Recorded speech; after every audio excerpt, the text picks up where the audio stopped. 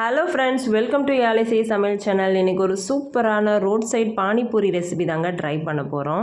வெளியில் நம்ம வாங்கணும்னு தோணும்போது ஃபஸ்ட்டு நமக்கு தோன்ற ஒரே ஒரு விஷயம், இது ஹைஜீனிக்கா ஹெல்த்தியா அப்படின்ற தாட் தாங்க தோணும். அதெல்லாம் வேணாங்க, நாங்கள் வீட்டிலேயே ட்ரை பண்ணிக்கிறோம் அப்படின்னு சொல்கிறவங்க வீடியோக்குள்ளே வாங்க. அதுக்கு முதல்ல ஒரு 3 பெரிய சைஸ் உருளைக்கிழங்க நான் வேக வச்சு மசிச்சு எடுத்து வச்சுக்கிறேன். ஒரு பெரிய சைஸ் வெங்காயத்தை பொடியாக கட் பண்ணிக்கலாம். ஒரு கைப்பிடி கொத்தமல்லி, 2 பச்சை மிளகாய் பொடியாக நறுக்குனது, 1 ஸ்பூன் தனி மிளகாய்த்தூள், 1 ஸ்பூன் சீரகத்தூள், 1/2 ஸ்பூன் சாட் மசாலா, தேவையான அளவு உப்புங்க. அவ்வளோதாங்க இதுக்கு தேவையான மசாலாவை நல்லா கைவிடாமல் பிணைஞ்சிக்கங்க. அப்போ தான் மசால் ஒன்றோட ஒன்று ஒட்டாமல் நல்லா ஸ்ப்ரெட் ஆயிரும். அவ்வளோதாங்க இதுக்கு தேவையான மசாலா. இதை நம்ம மசாலா கையில் எடுக்கும் போது இந்த பதத்தில் இருக்கணும். ரொம்ப பிசைஞ்சிங்கன்னா தண்ணி விட்டு போன மாதிரி ஆயிரும். இப்படி உருட்டு பதத்துக்கு வரணும். அவ்வளோதாங்க. இதை நம்ம தனியாக எடுத்து வச்சுக்கலாம். அதுக்கப்புறமா நம்ம பானி தயார் பண்ணணும்ல, அதுக்கு என்ன பண்ணலான்னு பார்க்குறீங்களா?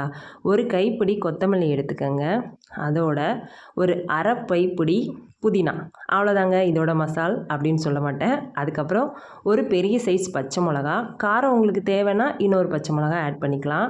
ஒரு சின்ன சைஸ் புளி, 1 இன்ச்சு இஞ்சி, ஒரு 1/2 ஸ்பூன் மிளகுத்தூள், ஒரு 1/2 லெமன் ஜூஸ் ஆட் பண்ணிக்கலாங்க.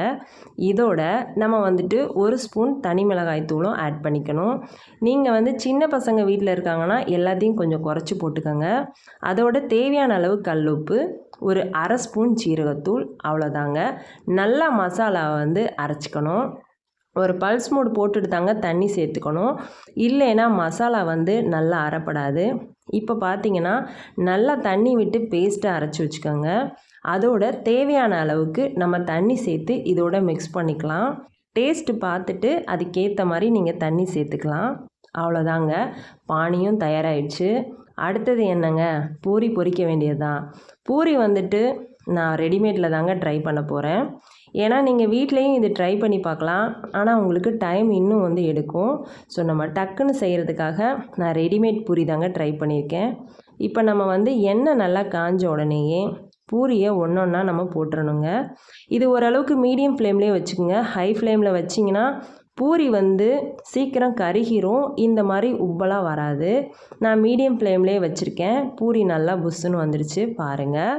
இப்போ நல்லா வெந்துருச்சு. இதை நம்ம தனியாக எடுத்துக்கிடலாம். அவ்வளோதாங்க. இப்போ பானிபூரி நம்ம எப்படி ட்ரை பண்ணுறதுன்னு பார்க்கலாம். ஓகேவாங்க.